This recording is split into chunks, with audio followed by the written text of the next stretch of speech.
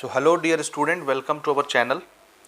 तो जैसा कि आज है 10 मार्च, थोड़ा सा वीडियो बनाने में अपन लेट हो गए और फिजिक्स के रिगार्डिंग क्लास 12th के बच्चों के लिए ये वीडियो आ रही है। ये हमारा फिजिक्स का तीसरा पार्ट है। आपने पिछले 2 पार्ट देखे और काफ़ी कुछ उसमें से आपको हेल्प हुई होगी, ऐसा हम उम्मीद करते हैं। इसी उम्मीद के साथ और आपके डिमांड के बेसिस पर हम ये तीसरा पार्ट फिजिक्स का लेकर के आ रहे हैं और उम्मीद करते हैं कि इतनी चीज़ें जो हम यहाँ बताएंगे, अगर आप उनको कर लेते हैं तो कल का जो आपका पेपर है फिजिक्स का, वो काफ़ी अच्छा जाएगा और आप बहुत अच्छा स्कोर करके फिजिक्स में निकलेंगे। ठीक है, तो चलिए शुरू करते हैं। इस वीडियो में हम अगले 5 चैप्टर यानी चैप्टर नंबर 11 से लेकर के चैप्टर नंबर 15 तक के ब्लूप्रिंट्स और एक्सपेक्टेड क्वेश्चंस के बारे में बात करेंगे। उनको आप ध्यान से मार्क कर लीजिए और या तो किसी कागज़ में, किसी पेपर में नोट करके लिख लीजिए, ताकि फ्यूचर में आपको ज़रूरत पड़ती रहे उसकी या आपको हेल्प होती रहे। तो आप देख सकते हैं स्क्रीन पर मैंने परीक्षा बोर्ड 2024 का जो है खोल रखा है। इसके अलावा हमारे पास प्रीवियस ईयर के जो हैं पूरे पेपर की लिस्ट है, यहाँ आप देख सकते हैं। ये मैं अभी बारी बारी से आपको दिखाता हूँ एक एक करके और सारी चीज़ें आपको बताता हूँ कि किस तरह से पढ़ना है। तो चलिए शुरू करते हैं। सबसे पहले हम आते हैं डायरेक्ट चैप्टर नंबर 11 पर। चैप्टर 11 है हमारा dual nature of radiation and matter. Matter के 2 स्वभाव होते हैं और रेडिएशन यानी एनर्जी के भी 2 स्वभाव होते हैं। बहुत सुंदर चैप्टर है, बहुत छोटा सा चैप्टर है। हमारे छत्तीसगढ़ बोर्ड में इस चैप्टर से टोटल 4 नंबर के सवाल आते हैं 4 मार्क्स के, और उन 4 मार्क्स में भी 2 तरह के सवाल आपको दिखेंगे। इस चैप्टर का एक क्वेश्चन आपको 1 मार्क के क्वेश्चन के तौर पर दिखेगा और एक क्वेश्चन 3 मार्क के क्वेश्चन के तौर पर दिखेगा। यानी सेक्शन ए में इसका एक क्वेश्चन रहेगा और सेक्शन सी में इसका एक क्वेश्चन रहेगा। तो बहुत ध्यान से इसको समझिएगा। कहीं से भी कुछ भी क्वेश्चन पूछ दिया जाता है तो उसमें आप जो है परेशान मत होइए, आराम से चीज़ों को समझिए, आराम से बनाइए। अब 1 नंबर के क्वेश्चनों के लिए यहाँ आप देख सकते हैं, अगर आपके पास परीक्षा बोध है या परीक्षा सार है, किसी भी चीज़ से आप पढ़ रहे हैं उसको अच्छे से प्रिपेयर करिए, मार्क करके रखिए। सिंपल 1 मार्क के जो क्वेश्चन है वो यहाँ से आप सभी क्वेश्चनों को प्रिपेयर कर सकते हैं। छोटे छोटे क्वेश्चन 1 से 2 लाइन के, बहुत कठिन नहीं पूछे जाते। जैसे यहाँ देखिए, हम शुरू करते हैं 1 मार्क के क्वेश्चंस की बात करेंगे। हाँ, थोड़ा सा इसको हम जूम कर लेते हैं ताकि क्वेश्चन आपको अच्छे से समझ में आए। पहला क्वेश्चन देखिए, what do you mean by threshold energy और वर्क फंक्शन। ये सबसे इंपॉर्टेंट क्वेश्चन है। वर्क फंक्शन या थ्रेशोल्ड फंक्शन या थ्रेशोल्ड फ्रीक्वेंसी या थ्रेशोल्ड एनर्जी, ठीक है, इस तरह करके कई क्वेश्चन पूछे जाते हैं। तो थ्रेशोल्ड एनर्जी और वर्क फंक्शन एक ही चीज़ है। ये कौन सा थ्रेशोल्ड एनर्जी होती है या कौन सा वर्क फंक्शन होता है, इसका मतलब क्या होता है। किसी मेटल की प्लेट से अगर हमको इलेक्ट्रॉन निकालना है तो उसको जो एनर्जी हम देंगे इलेक्ट्रॉन को जस्ट मेटल की सरफेस से बाहर निकालने के लिए, उसी एनर्जी को हम वर्क फंक्शन बोलते हैं। तो आप इसको हिंदी में समझ के अपने शब्दों में इंग्लिश में लिख सकते हैं। जैसे आंसर बनाया गया है, the minimum amount of energy required to eject out an electron just out of the surface without giving any velocity, so it is called work function. समझ गए। इसी प्रकार से स्टॉपिंग पोटेंशियल, ये भी 1 नंबर के लिए बहुत इंपॉर्टेंट है। It is defined as negative potential necessary to make photo electric effect 0। ठीक है, तो ये 2 क्वेश्चन आपके यहाँ हो गए। डी ब्रॉय का जो एनर्जी का फॉर्मूला है, काइनेटिक एनर्जी और डी ब्रॉय रिलेशन को मिला करके बनाते हैं। इस फॉर्मूले को भी अच्छे से आप पढ़ लीजिएगा। ठीक है, किसका वर्क फंक्शन ज़्यादा होता है, यानी किसमें से इलेक्ट्रॉन निकालना ज़्यादा मुश्किल है, जिसमें ज़्यादा एनर्जी लगेगी उसका वर्क फंक्शन ज़्यादा होगा। तो देखिए, यहाँ इस तरह के अगर सवाल आ गए, ज़रूरी नहीं सोडियम और कॉपर ही लिखा हुआ मिलेगा, कोई भी चीज़ यहाँ लिखी हुई आपको दिख सकती है एग्ज़ाम में। तो इसका तरीका क्या है, किस मेटल से इलेक्ट्रॉन को निकालना मुश्किल है, तो इसका आंसर है जो मेटल हार्ड होगा। सोडियम और कॉपर में सबसे ज़्यादा हार्ड कौन है, कॉपर। सोडियम तो एकदम मुलायम रहता है, आप हाथ से दबाएंगे दब जाएगा और नमी के कारण उसमें आग भी लग जाती है। तो जो मटेरियल जितना हार्ड होगा उसका वर्क फंक्शन उतना ज़्यादा होता है। तो इस चीज़ का आप ध्यान रखेंगे। इलेक्ट्रॉन वोल्ट को डिफाइन करने के लिए भी आपसे पूछा जा सकता है, 1 इलेक्ट्रॉन वोल्ट क्या होता है। ये चैप्टर नंबर 12 में भी आ जाता है, 11 में भी कभी कभार पूछ लिया जाता है। तो आपको ये चैप्टर 12 में फिर से दिखेगा, आगे हम बात करेंगे। तो इलेक्ट्रॉन वोल्ट क्या चीज़ है, it is the amount of energy gained by charge of a single electron moving across electric potential difference of 1 volt. यानी किसी ऐसे 2 प्लेट के बीच का पोटेंशियल डिफरेंस अगर 1 वोल्ट हो, तो एक प्लेट से दूसरी प्लेट तक अगर एक सिंगल इलेक्ट्रॉन मूव करता है तो उसको कितनी एनर्जी मिल जाएगी, 1 इलेक्ट्रॉन वोल्ट के बराबर एनर्जी मिल जाएगी, या उसका पोटेंशियल इतना हो जाएगा। वर्क फंक्शन किस पर डिपेंड करता है, आंसर है मटेरियल पर। मटेरियल हार्ड है तो वर्क फंक्शन ज़्यादा हो जाएगा, इलेक्ट्रॉन निकालने में ज़्यादा एनर्जी लगेगी। मटेरियल कम है तो एनर्जी कम लगेगी, वर्क फंक्शन कम हो जाएगा। ठीक है। Which rays do not show photo electric effect, कौन सा रे फोटो इलेक्ट्रिक इफेक्ट को शो करके नहीं दिखाता, रेडियो वेव्स हैं। फोटो इलेक्ट्रिक इफेक्ट का मतलब ही यही है कि आप किसी चीज़ पर रेस डालें, लाइट डालें और उसमें से इलेक्ट्रॉन निकल जाए, इसी फिनोमिना को फोटो इलेक्ट्रिक इफेक्ट बोलते हैं। यहाँ पर देखिए फोटो सेल, इसको भी अच्छे से पढ़ लीजिएगा। A photocell is a device which converts light energy into electrical energy. ये सेम चीज़ आपको सेमीकंडक्टर चैप्टर नंबर 14 में भी दिखेगा, ये बहुत इंपॉर्टेंट है और एकदम एक लाइन का आंसर होता है। एक ऐसी डिवाइस होती है फोटो सेल जो क्या करता है, लाइट एनर्जी को इलेक्ट्रिकल एनर्जी में कन्वर्ट कर देता है। जैसे हमारा सोलर प्लेट नहीं होता, वही फोटो सेल है। ठीक है, तो इस तरह से इसके एक एक दो दो क्वेश्चन आप अच्छे से प्रिपेयर कर लीजिए। इसमें और इम्पॉर्टेंट क्या है, थर्मियोनिक इमिशन। इसका एक पैराग्राफ पढ़ लीजिए। इमिशन का मतलब होता है वही इलेक्ट्रॉन निकालना है। हमारे पास बहुत सारे मेथड हैं। किसी प्लेट से इलेक्ट्रॉन निकालने के लिए अगर हम हीट का इस्तेमाल करते हैं, उसमें जैसे एक प्लेट को गर्म किया हमने, गर्म करने से उसके मेटल के इलेक्ट्रॉन एक्साइटेड होकर मेटल से बाहर निकल गए, तो ऐसे मेथड को क्या बोलेंगे, थर्मियोनिक इमिशन। थर्मल शब्द ही हम हीट के लिए इस्तेमाल करते हैं। इसी तरह से फोटो इलेक्ट्रिक इफेक्ट, फोटो का मतलब होता है लाइट। अगर हम किसी मेटल के सरफेस पर लाइट डाल के इलेक्ट्रॉन को अलग करते हैं तो वो मेथड फोटो इलेक्ट्रिक इफेक्ट कहलाता है। इसी प्रकार से और भी मेथड हैं, उस पर हम आगे बात करेंगे। तो मैं ये परीक्षा बोर्ड से आपको दिखा रहा हूँ, इनको ध्यान से समझ लीजिए। इसी तरह से यहाँ पर एक क्वेश्चन है थ्रेशोल्ड फ्रीक्वेंसी। जैसे क्वेश्चन नंबर 1 हमने देखा था ना, थ्रेशोल्ड एनर्जी, बिल्कुल थ्रेशोल्ड फ्रीक्वेंसी भी उसी प्रकार से है, लेकिन यहाँ लिखा है द मिनिमम वेवलेंथ। तो अगर फ्रीक्वेंसी की भाषा में हमसे क्वेश्चन पूछा जाता है तो जवाब भी फ्रीक्वेंसी की भाषा में होना चाहिए। यहाँ पर फ्रीक्वेंसी होना चाहिए था, वेवलेंथ नहीं होना चाहिए था। यानी वो फ्रीक्वेंसी, थ्रेशोल्ड फ्रीक्वेंसी का मतलब the minimum wavelength of incident radiation below which the photo electric emission does not occur, is called threshold frequency. इसको कई तरीके से लिखा जाता है। देखिए, वेवलेंथ और फ्रीक्वेंसी एक दूसरे के रेसिप्रोकल होते हैं। अगर मिनिमम वेवलेंथ है तो फ्रीक्वेंसी कैसी होगी, मैक्सिमम। दोनों एक दूसरे के उल्टे होते हैं। ये वो होती है जैसे लाइट हमने गिराया, अब लाइट के पास फोटोन है, फोटोन से बनती है लाइट, और हर फोटोन के पास अपनी अपनी फ्रीक्वेंसी होती है। किसी की फ्रीक्वेंसी कम होती है, किसी की फ्रीक्वेंसी ज़्यादा। अब किसी प्लेट पर हमने फोटोन गिराया, लाइट गिराया, और वो क्या किया कि मेटल की सरफेस से इलेक्ट्रॉन को बाहर निकाल दिया। तो आने वाले लाइट के पास, आने वाले फोटोन के पास कम से कम उतनी एनर्जी होनी चाहिए, उतनी फ्रीक्वेंसी होनी चाहिए जिससे कि वो इलेक्ट्रॉन को बाहर निकाल ले मेटल से। तो वो मिनिमम फ्रीक्वेंसी क्या कहलाती है, थ्रेशोल्ड फ्रीक्वेंसी। यानी कम से कम उतनी फ्रीक्वेंसी होगी। अगर उससे कम फ्रीक्वेंसी हो गई फोटोन की तो फिर वो इलेक्ट्रॉन को नहीं निकाल पाएगा। तो मिनिमम फ्रीक्वेंसी जिसमें से इलेक्ट्रॉन निकल जाता हो, वो मिनिमम फ्रीक्वेंसी क्या कहलाती है, थ्रेशोल्ड फ्रीक्वेंसी। आप अपने शब्दों में इसको लिख सकते हैं। ठीक है, बाकी इधर के क्वेश्चंस उतने कोई महत्वपूर्ण नहीं है, तो इनको आप स्किप कर सकते हैं। ठीक है, फिर इधर आप पढ़ेंगे इसको, डुअल नेचर ऑफ लाइट का क्या मतलब है, इसको प्रिपेयर कर लीजिए। डी ब्रॉय, जिसको डी ब्रोगली पढ़ते हैं आप, इसको डी ब्रॉय भी पढ़ा जाता है, इसको अच्छे से प्रिपेयर कर लीजिए। इसके आगे भी क्वेश्चन बहुत इंपॉर्टेंट है।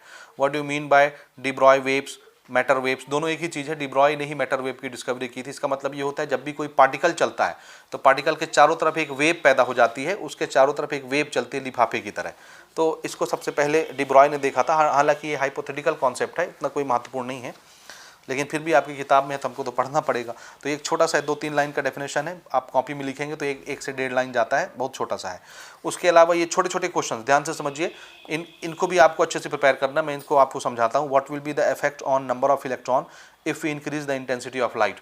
जैसे हम किसी मेटल की प्लेट से इलेक्ट्रॉन निकालना चाहते हैं बल्ब जला के, हमने एक बल्ब जलाया 10 वाट का, तो उसमें से 10 इलेक्ट्रॉन निकल गए। अगर हम इंटेंसिटी बढ़ा दें बल्ब की, रोशनी, इंटेंसिटी मतलब होता है ब्राइटनेस, रोशनी, अगर हम 10 वाट के बजाय 20 वाट का बल्ब जला दें तो पहले 10 इलेक्ट्रॉन निकल रहे थे मेटल की सरफेस से, अब कितने इलेक्ट्रॉन निकलेंगे। तो इसका आंसर है जैसे जैसे रोशनी बढ़ती जाएगी वैसे वैसे इलेक्ट्रॉन की संख्या भी बढ़ती जाती है। तो on increasing the intensity of light number of electron will increase. जैसे जैसे ज़्यादा वाट का बल्ब आप जलाएंगे, इंटेंसिटी को बढ़ाएंगे, तो इलेक्ट्रॉन की संख्या भी इंक्रीज होती जाती है। What will be the effect on velocity of photo electron if we increase the frequency of light.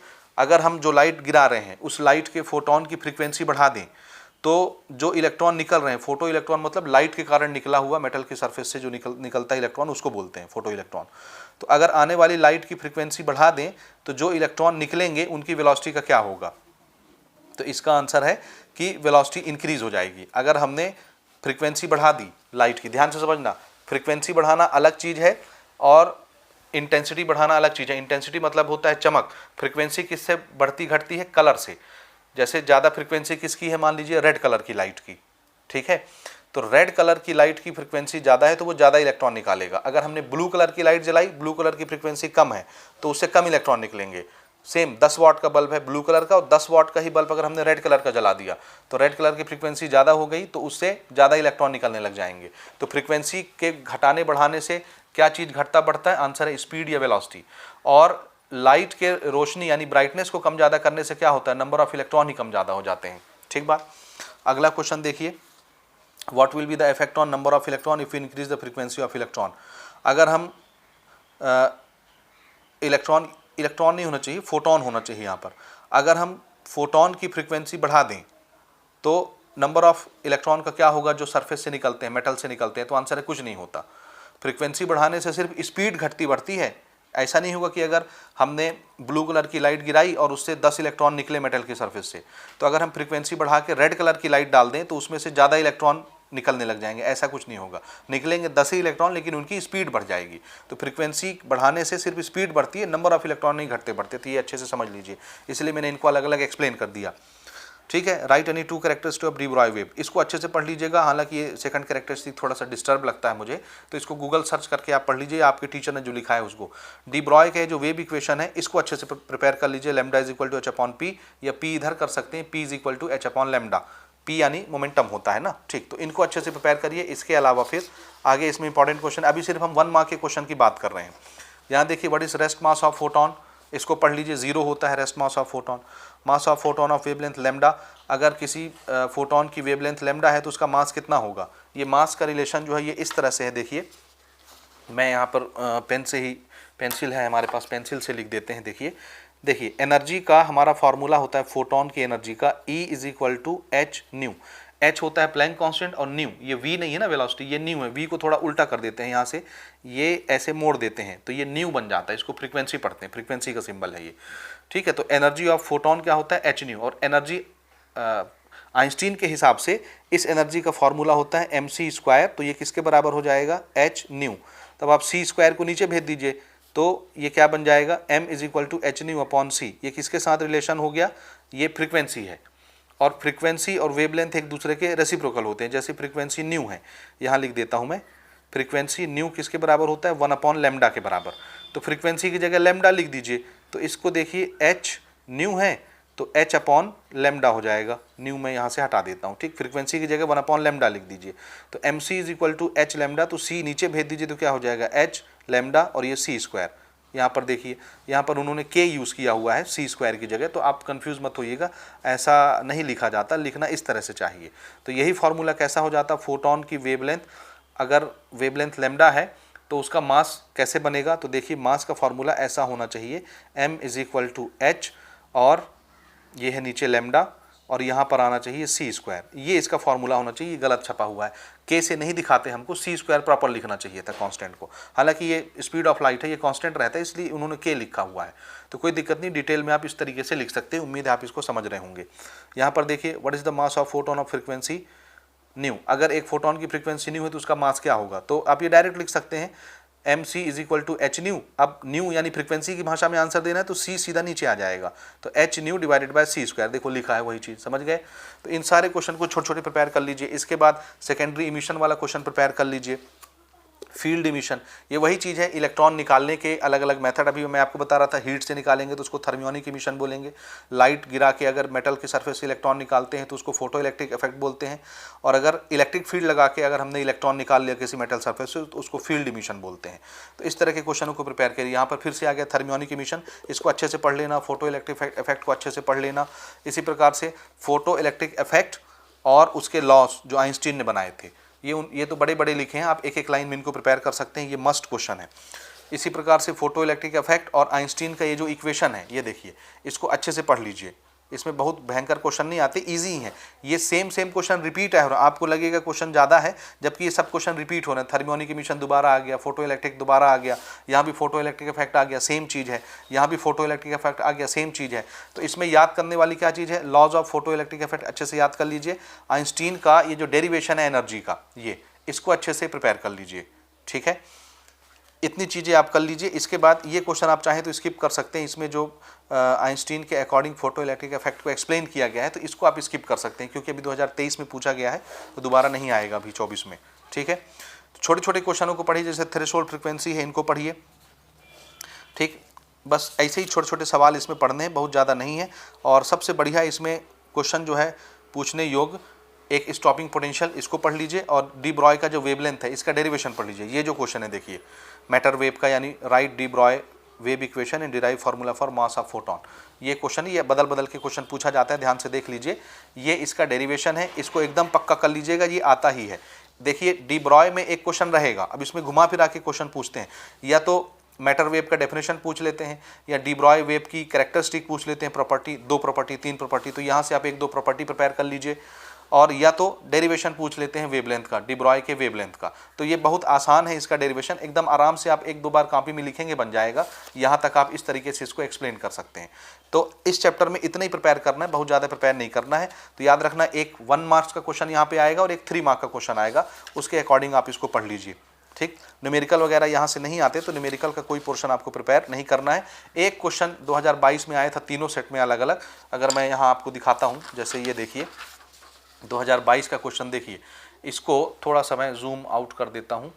हाँ, अब आप इसका स्क्रीनशॉट ले लीजिए ताकि आपको समझ में आ जाए कि कौन कौन से न्यूमेरिकल पूछे गए थे और आपको किस तरह से इनको प्रिपेयर करना चाहिए। तो इसको एक झलक आप देख लीजिए, सभी न्यूमेरिकल आपके सामने, 3 न्यूमेरिकल होंगे, तीनों सेट में अलग अलग आए थे, एकदम आसान है। तो अगर आपने बुक से ये न्यूमेरिकल प्रैक्टिस कर लिया, तीनों न्यूमेरिकल आपसे बन जाएंगे। तो एक आध न्यूमेरिकल इक्का दुक्का आप कर सकते हैं, अदरवाइज न्यूमेरिकल नहीं पूछा जाता। 2022 में बस आया है, बाकी कभी नहीं आए न्यूमेरिकल इस पर, ठीक है। अब हम आते हैं एटम के चैप्टर पर। एटम का हमारा जो चैप्टर है, इस चैप्टर से भी बिल्कुल चैप्टर नंबर 11 की तरह ही सवाल पूछे जाते हैं।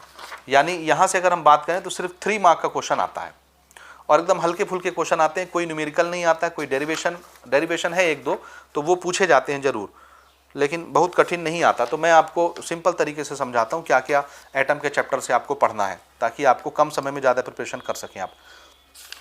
तो पहला पन्ना बिल्कुल छोड़ दीजिए, दूसरा पन्ना भी आप छोड़ दीजिए, तीसरा पन्ना आपको पढ़ना है। सबसे इम्पॉर्टेंट इसमें जो है वो है बोहर्स का पोस्टुलेट आपको पढ़ना है, बोहर पोस्टुलेट की लिमिटेशन पढ़ने हैं, ठीक है। तो मैं आपको एक एक करके उनको बताता हूँ कि कैसे यहाँ से पढ़ाई करनी है। हाँ, तो सबसे पहले इस चैप्टर में आपको बोहर के पोस्टुलेट को प्रिपेयर करना है। वो आप परीक्षा बोर्ड से कर सकते हैं, किसी दूसरी किताब से कर सकते हैं, देखिए इनको भी करना है, लेकिन मैं सबसे पहले एम्फेसाइज करूँगा कि आप बोहर के पोस्टुलेट को प्रिपेयर करें। वो आपको कहाँ पर मिलेगा, ये है। हालांकि परीक्षा बोर्ड में उतना बढ़िया तरीके से नहीं बनाया गया है। ये क्वेश्चन देखिए, क्वेश्चन नंबर 14 है, बोहर पोस्टुलेट। तो आप अपने शब्दों में, ये बड़े बड़े लिखे हैं, आप चाहें तो इनको छोटा छोटा करके लिख सकते हैं। तो एक आप बोहर का पोस्टुलेट प्रिपेयर करिए, इसके अलावा लिमिटेशन है बोहर की, उसको प्रिपेयर करनी है। और लिमिटेशन आपको एक बोहर का पोस्टुलेट यहाँ भी मिल जाएगा, तो कोई एक आप अच्छे से पढ़ लीजिए, अच्छे से प्रिपेयर कर लीजिए। दोनों जगह आप उन्हीं को चला सकते हैं, लिख सकते हैं आराम से। इसमें एनर्जी के एक्सप्रेशन का भी दिया है, तो एनर्जी के एक्सप्रेशन का अभी 2023 में पूछा जा चुका है, तो अब 24 में लगातार नहीं पूछा जाएगा। तो ये जो डेरिवेशन है एनर्जी वाला, तो इसको आप स्किप कर सकते हैं, जो 2023 में जो है वो पूछा गया है। मैं आपको 23 के क्वेश्चन दिखाता हूँ कि क्या क्या अभी 2023 में हाल ही में यहाँ से पूछे गए थे। इसको देखिए, पहला, right the 2 limitation of Rutherford atomic model, state the basic postulate of Bohr's model. देखो बोहर्स मॉडल हर साल लगभग पूछा जाता है, पोस्टुलेट, तो आपको इसके पोस्टुलेट अच्छे से पढ़ने हैं। Derive an expression for the stationary energy level of a hydrogen atom, ये एनर्जी लेवल वाला क्वेश्चन जो है 2023 में आ गया है। अगला क्वेश्चन था, prove that ratio of radii of stationery orbit 1:4:9, ये भी पूछ लिया गया है। तो ये अब 24 में नहीं आएगा, ये श्योर है। तो एनर्जी वाला ये जो डेरिवेशन है, इधर ये तो ठीक है पोस्टुलेट है, लेकिन ये अलग अलग तरीके से लिखते हैं, पीछे अलग तरीके से मिलेगा, यहाँ अलग तरीके से मिलेगा। तो आप कोई एक जो आपको सूटेबल लगे उसको प्रिपेयर कर लीजिए। और एनर्जी का ये जो डेरिवेशन आपको दिख रहा है लंबा चौड़ा, इसको आप छोड़ दीजिए 2024 के लिए, ठीक।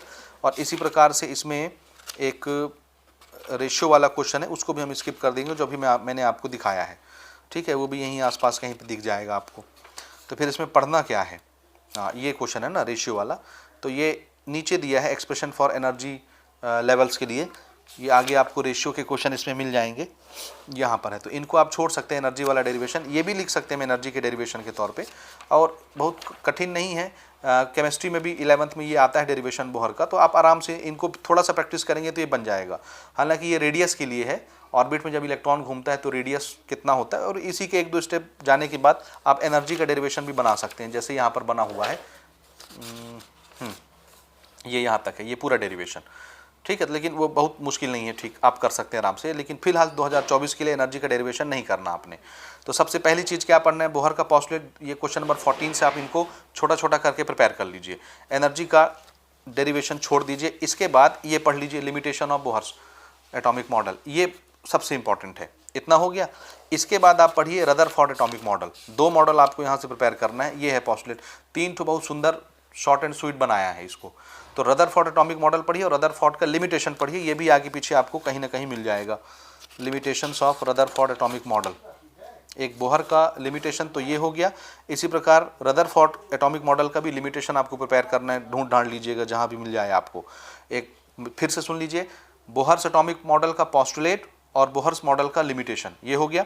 रदरफोर्ड एटॉमिक मॉडल का पॉस्टुलेट ये, और साथ में इसके लिमिटेशन थोड़ा खोज लेते हैं, इधर उधर मिल जाए तो ठीक, नहीं तो फिर आप इसको गूगल से प्रिपेयर कर लीजिए या अपने किसी नोट से प्रिपेयर कर लीजिए, लेकिन वो आपको हर हाल में पढ़ना है, ठीक है। इतनी चीज़ें पढ़ने के बाद इसमें ये मिल गया, देखिए रदरफोर्ड का लिमिटेशन। तो ये आप अपने हिसाब से प्रिपेयर कर लीजिए। इसमें तो लंबा चौड़ा लिखा है पैराग्राफ में, हम एक एक लाइन में भी इसको लिखते हैं। केमिस्ट्री में भी जब हम इसको पढ़ाते हैं तो एक एक लाइन का लिखाते हैं इसको, तो इसको भी आप अच्छे से प्रिपेयर कर लीजिएगा, ठीक है। इसके अलावा आपको इसमें क्या पढ़ना है, यहाँ पर देखिए ये कभी कभार पूछा जाता है। जैसे ये हो गया, हमारे पास एक रेडबर्ग का फार्मूला है या सीरीज़ निकालने के लिए बोहर का हमारे पास फार्मूला है। इसमें अलग अलग सीरीज़ निकलती है, जिसमें अब उतना समय है नहीं समझाने के लिए। ये जो आपको दिख रहा है ये पूरी Lyman series, Balmer series, Paschen series, Brackett series, Pfund series, इसका पूरा एनर्जी लेवल डायग्राम है ये। और इसके हिसाब से ये छोटे से फार्मूले देखिए, अलग अलग सबके लिए वही फार्मूले बने हैं, सिर्फ ये नंबर चेंज हो जाते हैं। इनिशियल ये होता है, इसको बोलते हैं रेडबर्ग नंबर। न्यू बार होता है, न्यू बार फ्रीक्वेंसी, रेडबर्ग नंबर। या फ्रीक्वेंसी को ही क्या बोलते हैं, एक दूसरे के रेसिप्रोकल होते हैं ना लैम्डा के साथ, वेवलेंथ के साथ। तो frequency is equal to 1 lambda, या तो फ्रीक्वेंसी लिखिए या 1 लैम्डा लिखिए। और फार्मूला क्या है, RH ब्रैकेट में 1/NF का स्क्वायर माइनस 1/NI का स्क्वायर। N यानी एनर्जी लेवल होता है, फाइनल एनर्जी लेवल का square minus 1 initial energy level का स्क्वायर, ठीक है। ये फार्मूला यहाँ लिखा है, देखिए ये देखिए जिसकी बात मैं भी कर रहा था। तो फ्रीक्वेंसी इज इक्वल टू होता है, ये होता है रेडबर्ग कांस्टेंट। इसकी एक वैल्यू फिक्स होती है 1.03 समथिंग, वो कहीं ना कहीं 1.097 होता है 10⁻7, ठीक। तो कहीं ना कहीं आपको मिल जाएगा। तो फिलहाल के लिए ये फार्मूले आप अच्छे से इनको प्रिपेयर कर लीजिए, एक लाइमन सीरीज़ के लिए, एक बामर सीरीज़ के लिए और पास्चन सीरीज़ के लिए। इन 3 सीरीज़ के लिए इस फार्मूले को प्रिपेयर कर लीजिए। अब इसमें इस तरह के सवाल आते हैं न्यूमेरिकल के तौर पर। देखिए जैसे एक ये क्वेश्चन है, इसको प्रिपेयर कर लीजिएगा सिंपल। एक ये क्वेश्चन है, इसको प्रिपेयर कर लीजिएगा सिंपल, ये न्यूमेरिकल क्वेश्चन है। और एक ये क्वेश्चन है सिंपल, इसको प्रिपेयर कर लीजिएगा, ये न्यूमेरिकल क्वेश्चन है। तो आराम से ये आपसे बन जाएगा। तो 3-4 क्वेश्चन खाली इस चैप्टर में प्रिपेयर करना है, इससे ज़्यादा कुछ भी नहीं करना है। बहुत आसान चैप्टर है, बहुत छोटा चैप्टर है, इसी के अंदर आता है और हर साल यहाँ से रिपीट होता है। क्योंकि यहाँ पे इन 11 चैप्टर और 12 चैप्टर में बहुत ज़्यादा क्वेश्चन तो होता नहीं है, तो कम क्वेश्चन है इसलिए बार बार रिपीट होते हैं। बाकी चैप्टर से रिपीट नहीं होते क्योंकि उसमें क्वेश्चन की संख्या ज़्यादा होती है और न्यूमेरिकल यहाँ से नहीं आता। अब हम बात करेंगे चैप्टर नंबर 13 की, लेकिन उससे पहले मैं आपको ये एटम चैप्टर के कुछ और क्वेश्चंस दिखाता हूँ, जिसका आप स्क्रीनशॉट ले लीजिए और इनको आप अच्छे से प्रिपेयर कर लीजिएगा, ठीक है। इनका स्क्रीनशॉट बिल्कुल ले लो और इनको अच्छे से प्रिपेयर कर लो। ये 2019 से लेकर के आपको पढ़ना है, देखिए 19 से 2023 तक, तो ये पूरा 2022 तक के क्वेश्चन हो गए और इधर ये 2023 के। तो इनके स्क्रीनशॉट ले लीजिए और आराम से इनको पढ़िए बैठ के, ठीक है। चलिए अब हम बात करेंगे चैप्टर नंबर 13 की, ठीक। तो चैप्टर 13 हमारा है न्यूक्लियाई। न्यूक्लियाई में भी बहुत सिंपल सवाल पूछे जाते हैं, लेकिन इसमें कुछ कुछ डेरिवेशन है, इसलिए ये चैप्टर थोड़ा कठिन हो जाता है। यहाँ से भी 3 नंबर के ही सवाल आते हैं आपके परीक्षा में, तो ये भी सेक्शन सी में आपको दिखेगा, बाकी इसका कहीं कोई क्वेश्चन नहीं दिखता। तो एक क्वेश्चन रहता है, तीनों सेट में अलग अलग रहता है और 3-3 नंबर का रहता है। यानी आपको कोई भी सेट फंस गया तो हर क्वेश्चन, हर सेट में इसका क्वेश्चन अलग दिखेगा आपको, लेकिन रहेगा 3 नंबर का, सेक्शन सी में आपको दिखेगा।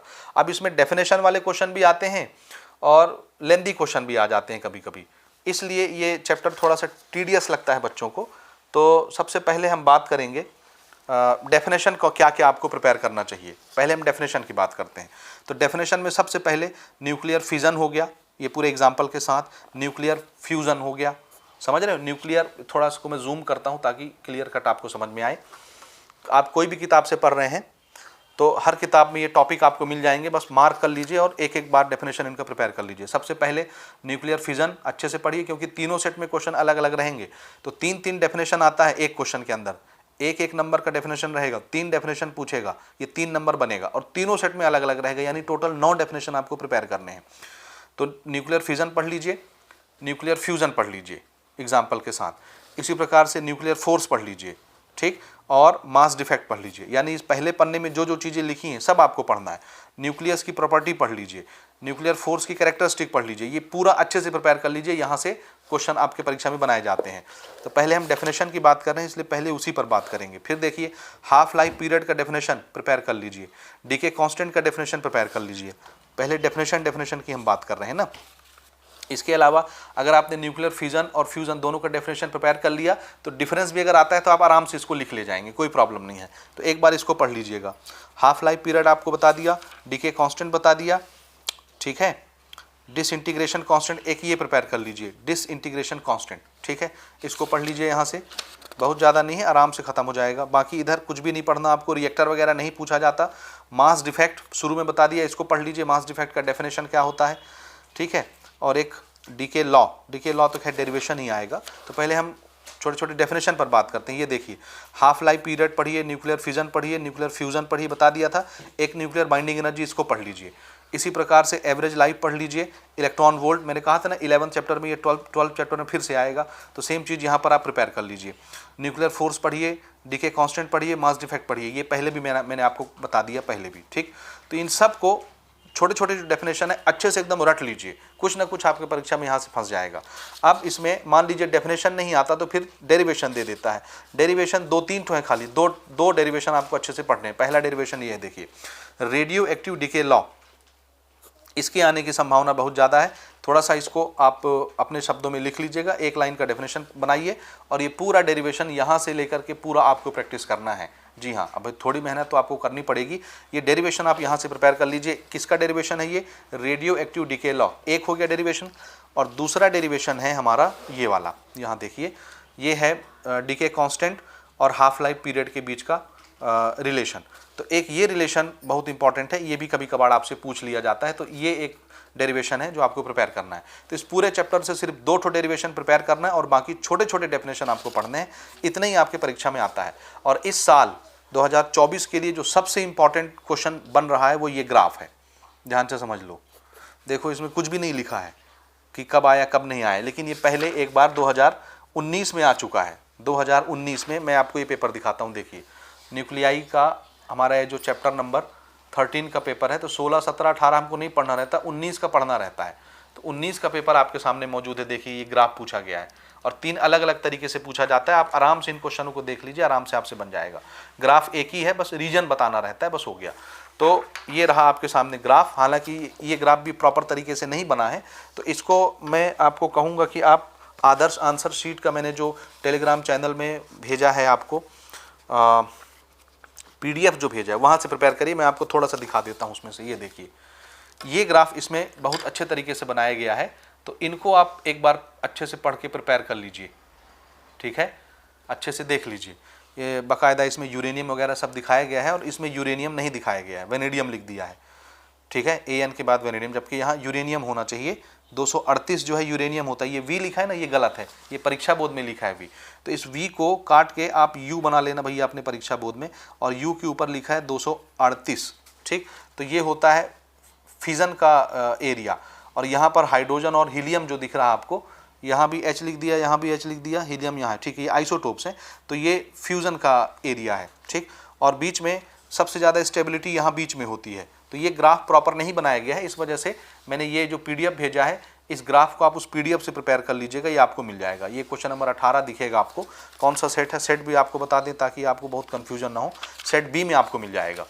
मैंने जो पेपर भेजा है PDF, उसमें सेट B का क्वेश्चन नंबर 18, उसको आप अच्छे से पढ़ लीजिएगा।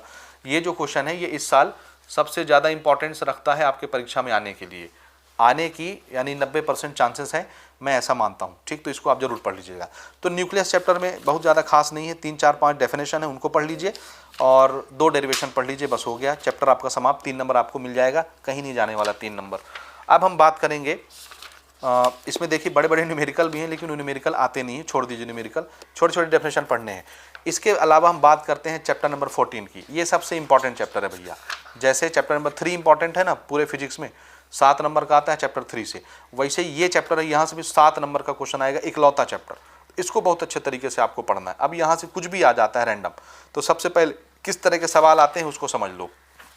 इसमें एक सवाल आता है 1 नंबर का और 2 क्वेश्चन आते हैं 3-3 नंबर के, समझ रहे हैं ना।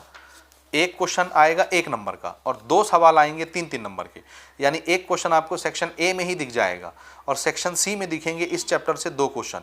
2 क्वेश्चन में एक क्वेश्चन आता है लॉजिक गेट के ऊपर, वो एकदम फिक्स रहता है, वो आएगा ही आएगा। तो लॉजिक गेट का एक क्वेश्चन 3 नंबर का रहेगा और एक क्वेश्चन किसी अदर टॉपिक पर आ जाता है। तो इस तरह से इसमें से 7 नंबर बनते हैं, 1 नंबर का एक क्वेश्चन और 3-3 नंबर के 2 क्वेश्चन, तो 6 नंबर वो हो गए और 1 नंबर ये हो गया। तो मैं आपको ये सुझाव दूंगा कि यहाँ से एक नंबर के आपको क्वेश्चन प्रिपेयर करने हैं, पढ़ लेने हैं। अब वीडियो लंबी हो रही है, इस वजह से मैं ज़्यादा टाइम नहीं लेना चाहता, फिलहाल के लिए आपको छोटे छोटे बताता हूँ। ये सब छोटे छोटे क्वेश्चन देखिए कि किस सेमीकंडक्टर में हमारे पास कई तरह के सेमीकंडक्टर होते हैं, उसमें से कौन सा सेमीकंडक्टर ज़्यादा बेटर है, सिलिकॉन और जर्मेनियम में कौन बेटर सेमीकंडक्टर है। तो आंसर है जर्मेनियम। इसका आंसर ये होता है कि उसमें जो एनर्जी गैप होता है वो कम होता है, ठीक है, याद रखिएगा। जर्मेनियम बेटर है, यहाँ पर देख सकते हैं answer, the value of energy gap for germanium is 0.8 electron volt और सिलिकॉन में 1.1 इलेक्ट्रॉन वोल्ट होता है। तो जितना एनर्जी गैप कम होगा उतना वो सुटेबल सेमीकंडक्टर रहेगा। इंट्रिंसिक सेमीकंडक्टर में इलेक्ट्रॉन और होल का रेशियो कैसा रहता है, 1:1, दोनों की गिनती बराबर रहती है, संख्या बराबर रहती है। डोपिंग का क्या मतलब होता है पढ़ लीजिए। डिप्लीशन लेयर क्या चीज़ होता है पढ़ लीजिए। और ठीक, यहाँ भी डिप्लीशन लेयर है। बैरियर पोटेंशियल क्या होता है इसको पढ़ लीजिए। छोटे छोटे क्वेश्चन। एलईडी का सिंबल, हाँ सिंबल भी आपसे पूछा जाता है। एलईडी का सिंबल हो गया, फोटोडायोड का सिंबल हो गया या डायोड का सिंबल हो गया, तीनों सिंबल आप अच्छे से पढ़ लीजिएगा, ठीक है। इसी तरह से इधर भी इक्का दुक्का क्वेश्चन आप प्रिपेयर करके रखिएगा। तो 1 मार्क के जितने क्वेश्चन आपको दिख रहे हैं पढ़ लीजिए। देखिए, how can we convert pure semiconductor into P type or N type. किसी सेमीकंडक्टर को प्योर सेमीकंडक्टर में या पी टाइप सेमीकंडक्टर में कैसे प्रिपेयर कर सकते हैं। प्योर सेमीकंडक्टर को इंट्रिंसिक सेमीकंडक्टर बोलते हैं और P type or N type को एक्सट्रिंसिक सेमीकंडक्टर बोलते हैं। तो किसी भी इंट्रिंसिक सेमीकंडक्टर को P type or N type के एक्सट्रिंसिक सेमीकंडक्टर में कैसे प्रिपेयर करते हैं। तो पी टाइप बनाने के लिए हमको ट्राइवेलेंट इंप्यूरिटी मिक्स करनी पड़ती है और एन टाइप बनाने के लिए पेंटावेलेंट इंप्यूरिटी मिक्स करनी पड़ती है।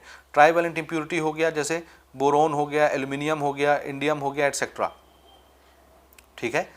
इसी प्रकार से पेंटावेलेंट इंप्यूरिटी क्या होती है एन टाइप बनाने के लिए, एंटीमनी है, बिस्मुथ है, फास्फोरस है, ये सारी चीज़ें हैं। तो आप इसको पीरियोडिक टेबल से भी मैच कर सकते हैं। फिर ये छोटे छोटे क्वेश्चन देखिए कि what are the charge carriers in P type and N type semiconductor. P type में मेजॉरिटी चार्ज कैरियर क्या होता है, नेगेटिव चार्ज इलेक्ट्रॉन, नहीं, पी टाइप में होता है पॉजिटिव चार्ज होल्स और एन टाइप में होता है negative charge electron, majority charge carriers, और माइनॉरिटी में दूसरे चार्ज कैरियर्स, ठीक। तो इस तरह से इनको आप पढ़ के आप बना सकते हैं। ये देखिए, ये डायोड का सिंबल है, इसको भी प्रिपेयर कर लीजिएगा, 1 मार्क के लिए पूछा जा सकता है। पीएन जंक्शन डायोड क्या होता है, 3 नंबर के सवाल में इसको पूछा जाता है, ठीक।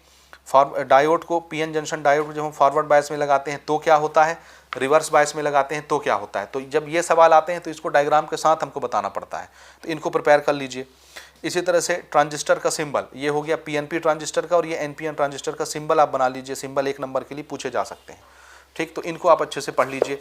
इसी प्रकार से ट्रांजिस्टर से भी कुछ सवाल बनते हैं 1-1 नंबर के, वो ये हैं, तो इसको पढ़ लीजिए। Why emitter is always forward bias and collector reverse bias. हमेशा ट्रांजिस्टर में एमीटर को फॉरवर्ड बायसिंग क्यों की जाती है और कलेक्टर को रिवर्स बायस में क्यों जोड़ा जाता है, कनेक्शन क्यों किया जाता है, तो इनको पढ़ लीजिए। इसी प्रकार से इधर छोटे छोटे क्वेश्चन, एनपीएन ट्रांजिस्टर ज़्यादा बेटर होता है पीएनपी से, क्यों, उसका रीज़न बताइए। रीज़न ये होता है कि एनपीएन ट्रांजिस्टर में इलेक्ट्रॉन्स और होल्स की जो अवेलेबिलिटी होती है वो ज़्यादा अच्छी होती है पीएनपी ट्रांजिस्टर के कंपैरिजन में, तो उसमें इलेक्ट्रॉन के फ्लो होने के चांसेस ज़्यादा रहते हैं। इसी प्रकार से इन सब छोटे छोटे क्वेश्चनों को आप प्रिपेयर कर लीजिएगा ट्रांजिस्टर से रिलेटेड, ठीक है, इनको पढ़ लीजिए। फिर ट्रांसफार्मर और एम्पलीफायर के बीच में डिफरेंस क्या होता है उसको पढ़ लीजिए। इसी प्रकार से लॉजिक गेट्स क्या होता है, ट्रूथ टेबल क्या होता है लॉजिक गेट में। अब लॉजिक गेट की बात मैं अलग से करूंगा क्योंकि ये तो आएगा ही 1-3 नंबर का, 100% आता है। पहले हम अदर टॉपिक पर बात करते हैं, अभी तो हम 1-1 नंबर पर है ना, ठीक। तो बाकी इधर से आपको नहीं पढ़ना है, लॉजिक गेट पर मैं भी आपको बताता हूँ क्या करना है। अब यहाँ से भी ये एनर्जी गैप वगैरह नहीं पूछे जाते, मान लो धोखे से आ गया तो अलग बात है, छोटा छोटा आपको बनना चाहिए। मेटल, इंसुलेटर और सेमीकंडक्टर में एनर्जी गैप कैसे कैसे होते हैं, एनर्जी डायग्राम है ये। तो एक झलक इनको देख लीजिएगा, अभी तक नहीं आया हुआ है लेकिन आ सकता है। ठीक, इसके बाद इसमें जो हमको पढ़ना है, आप एन टाइप और पी टाइप के बीच में डिफरेंस एक बार पढ़ लीजिएगा। ठीक, अब इसमें जो मेन क्वेश्चन आते हैं वो आते हैं डायोड के ऊपर, डायोड के एप्लीकेशन के ऊपर।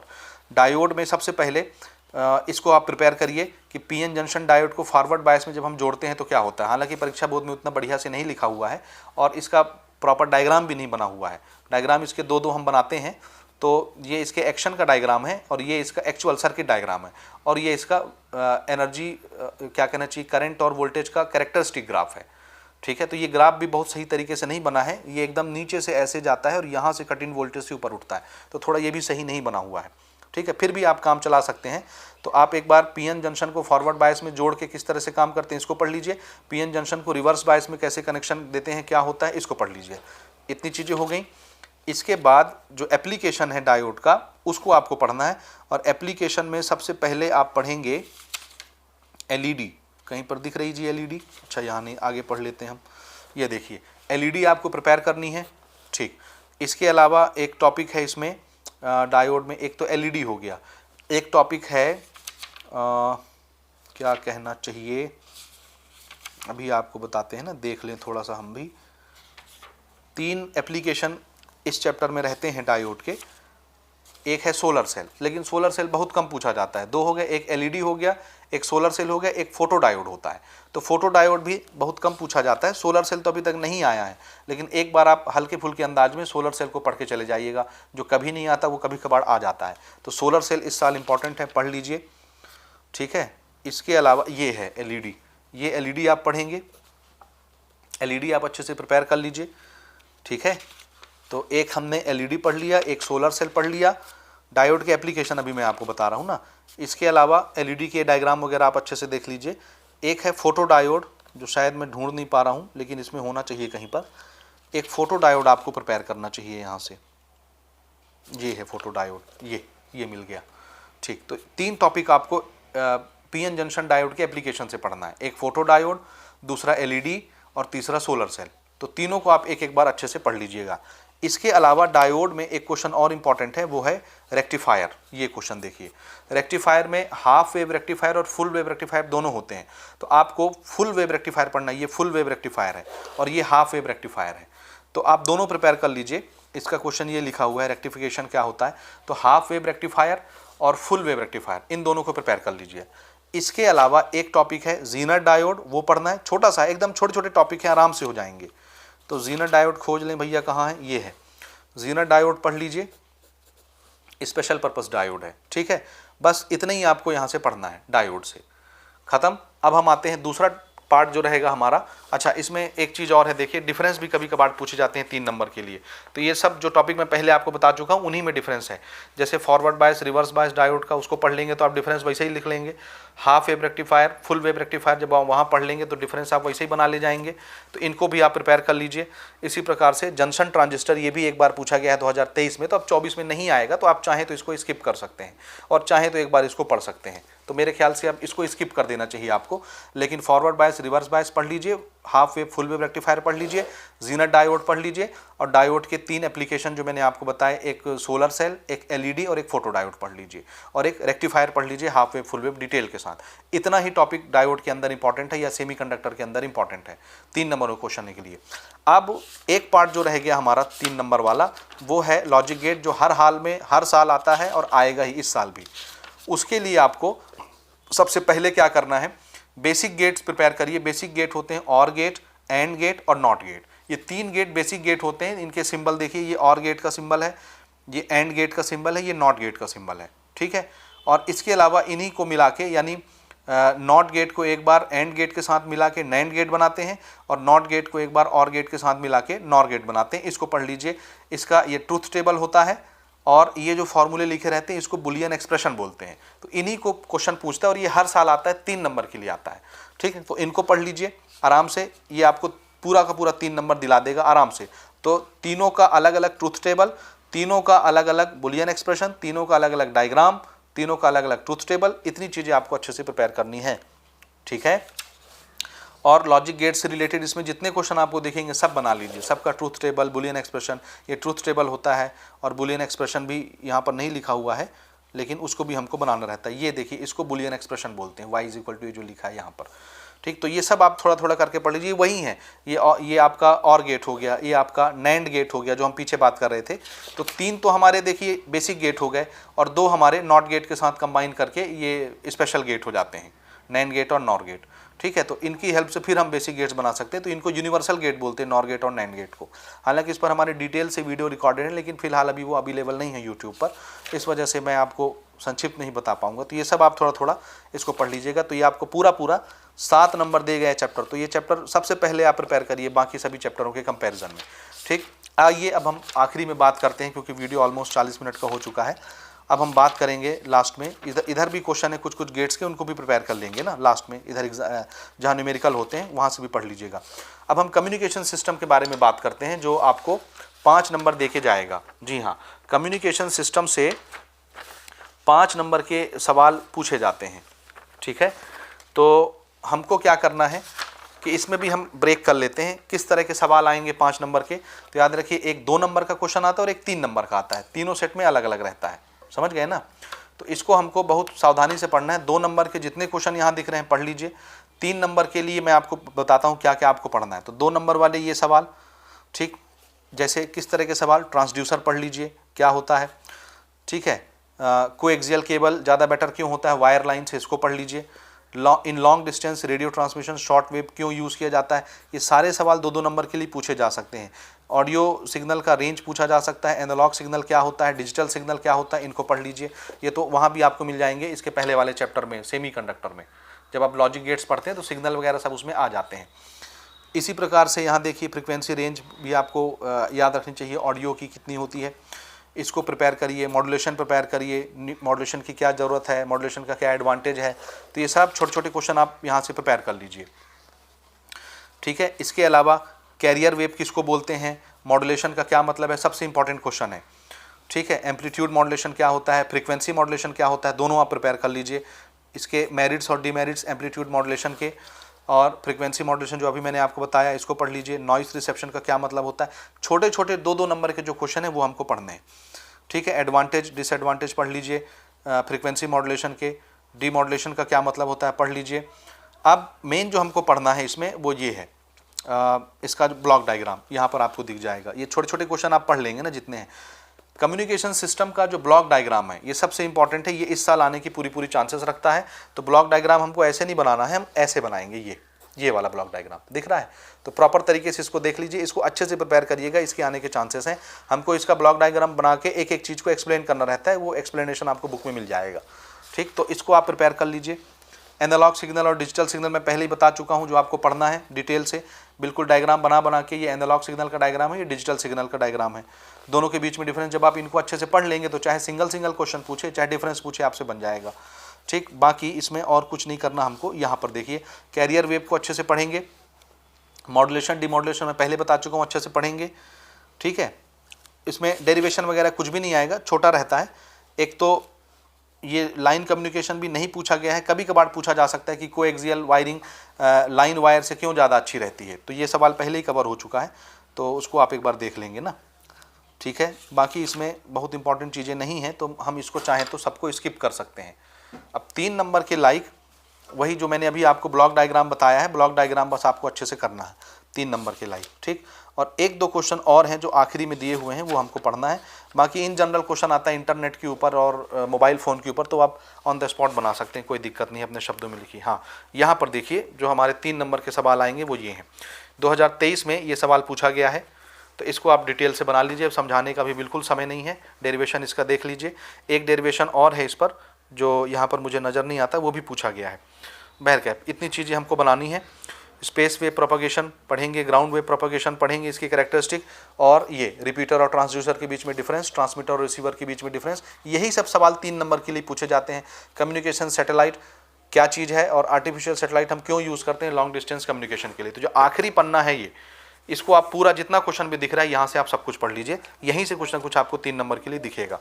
इक्का दुक्का न्यूमेरिकल आता है, 2023 में पूछा गया है, तो फ़िलहाल अभी हम उसकी बात नहीं करेंगे। तो मेरे ख्याल से इतनी चीज़ें काफ़ी हैं, आप आराम से पढ़िए, कोई अगर डाउट है तो बताइए, ठीक है।